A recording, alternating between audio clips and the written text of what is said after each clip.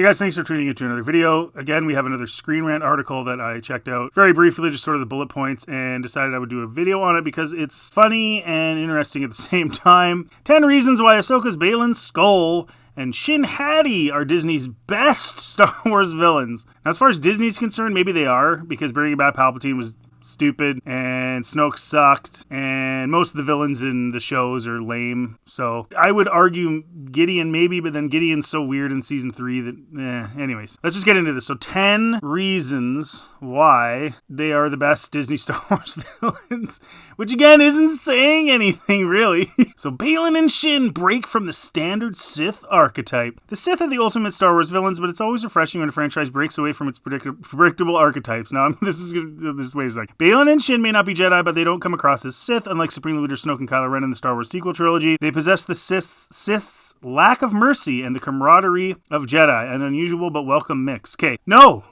And this is one of the things I've had a real struggle with when it comes to Star Wars right now, is this whole idea that, oh, well, they're not Sith. Well, how are they not Sith?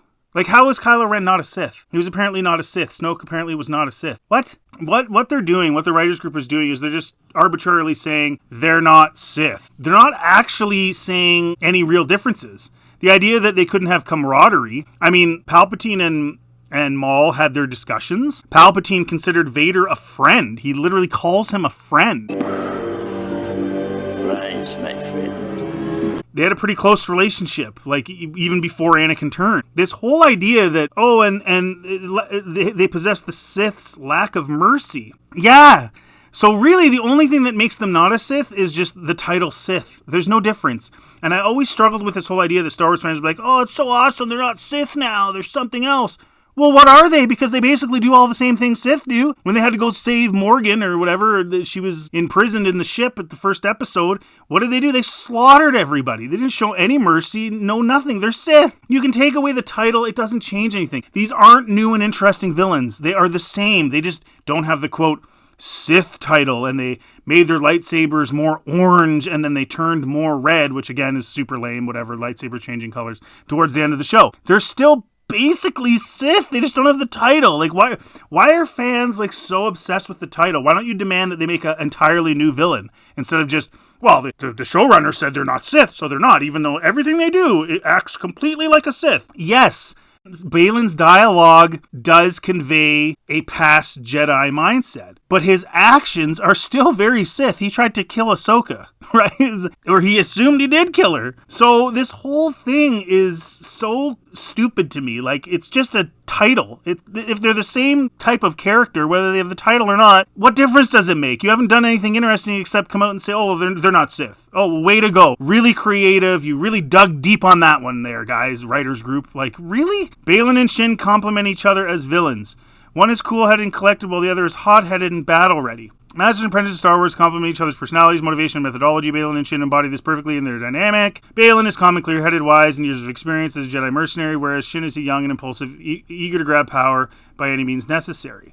Again, that's pretty typical. Look at Anakin and Palpatine. Palpatine was very calculated, very calm, very cool, very collected, and was able to use that part of his personality to just completely take over. And meanwhile, Anakin was the one going nuts as he turned to the dark side, killing the Sand People, which, quite frankly, I don't totally blame him, and killing all the kids and being totally emotional with Obi-Wan, which made him lose the fight, in the end because he got cocky. This isn't new. This is not new. Like, why are we writing articles talking about how new this is? This is very normal. And plus, Shin isn't even really that reactionary. And, there's probably going to be more of that anyway. So 0 for 2 so far. Baylan has truly compelling motivations. He does? While Shin's backstory and her reasons for wanting power have yet to be fleshed out, Baylan's motivation is some of the most compelling in Star Wars. Like many viewers, Baylan recognizes the cycle of war that repeats throughout the ages, so he seeks power not to control the galaxy, but to save it. Wrong! The cycle of war that repeats throughout the ages. Wrong! There was 1,000 years of peace. Or 1,000 generations. The Jedi were the peacekeepers. There was peace. For over 1,000 generations, the Jedi Knights were the guardians of peace and justice in the Old Republic. Before the Dark Times. Before the Empire. Disney's the one changing that. They're the ones doing Acolyte and doing all this crap. There was peace. The Republic had control for a really long time, and there was peace. What are you talking about? Where do these people get this information?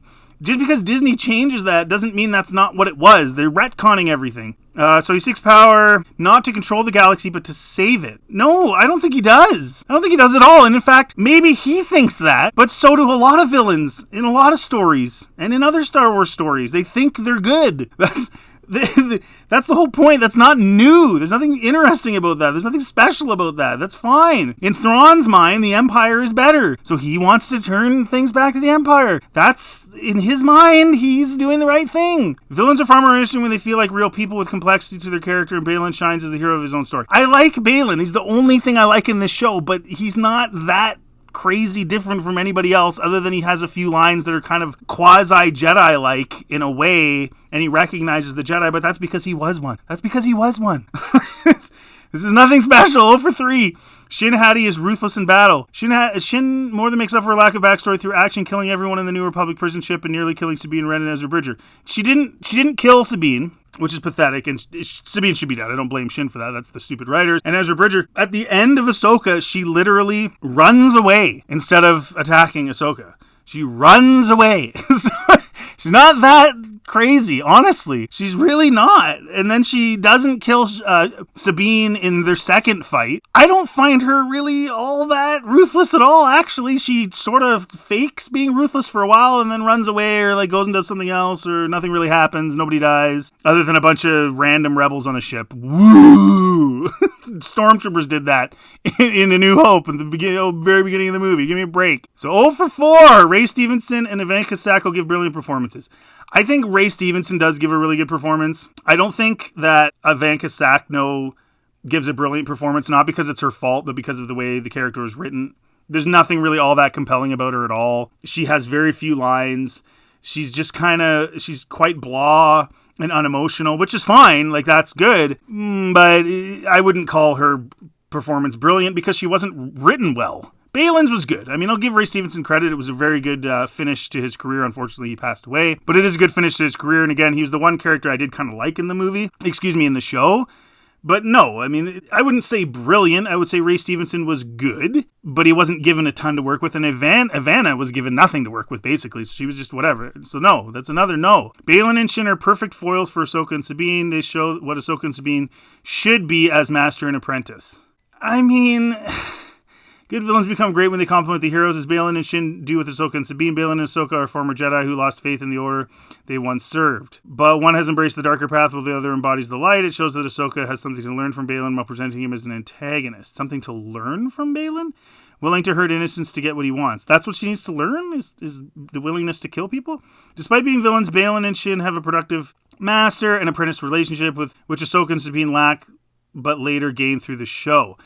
Well, number one, Sabine shouldn't be force sensitive. That's ridiculous. Number two, she completely turns her back on everybody and gives up the map and basically allows Thrawn to come back. So she's just a complete selfish idiot. So she's nothing Jedi-like. If anything, she should be turning to the dark side. And Ahsoka just kind of brushes it off. Doesn't even really, oh, shoot, you made a mistake. Oh, yeah, that sucks.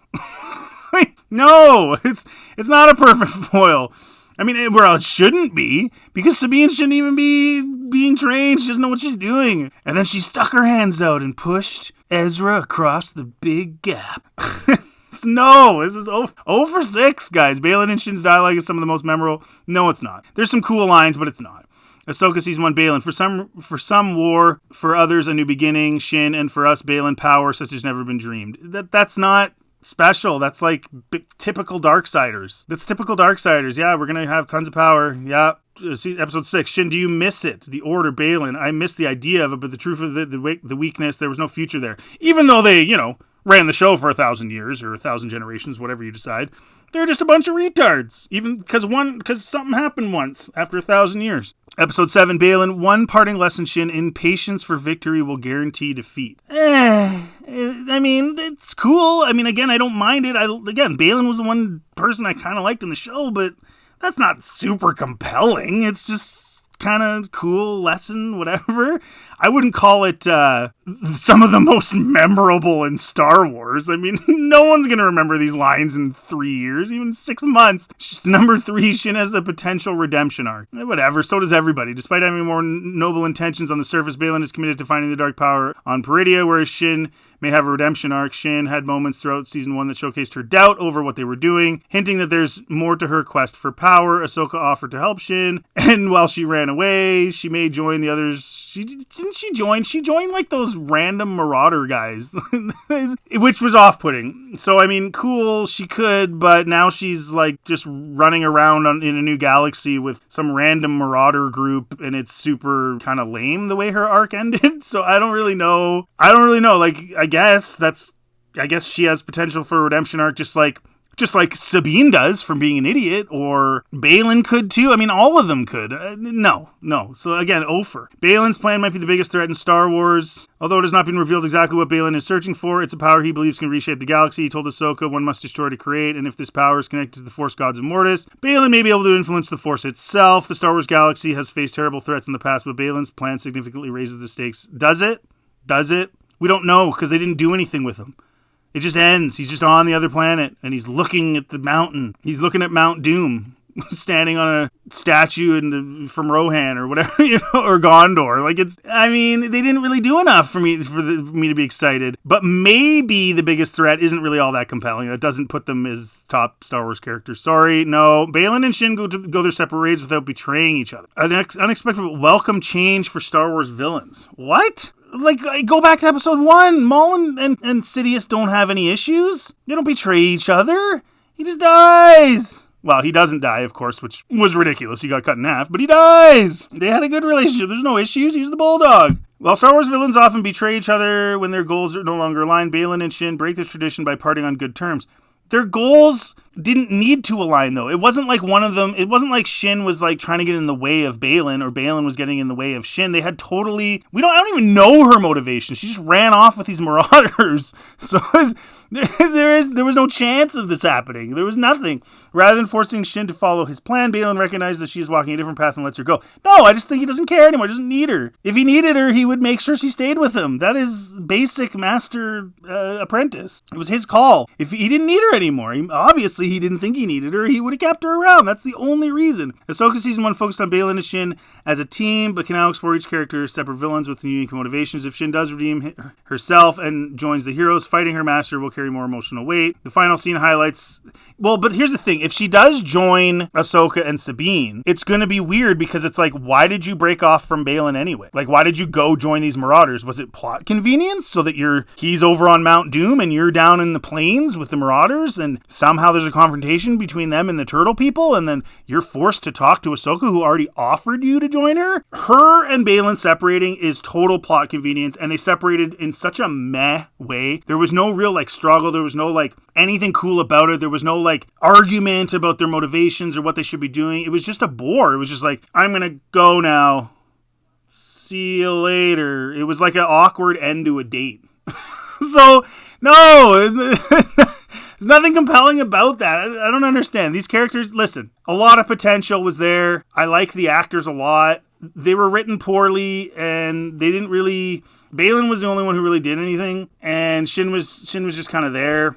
And kind of like Maul in a way, but kind of dumber in a way, because she was on screen a lot but didn't really have much to say or do. Whereas with Maul, he wasn't on screen a lot, so you just assumed off screen there was other things going on, but you just didn't know. Anyways, you guys let me know in the comment section, are they the best Disney Star Wars villains? And if they are the best Disney Star Wars villains, is that disappointing or is that good? Let me know in the comment section what you think. Thanks for watching this video, guys. Thanks for supporting my channel. If you like this content, please like and subscribe, and feel free to watch any of my other content on my channel, and you guys have yourselves a really good day.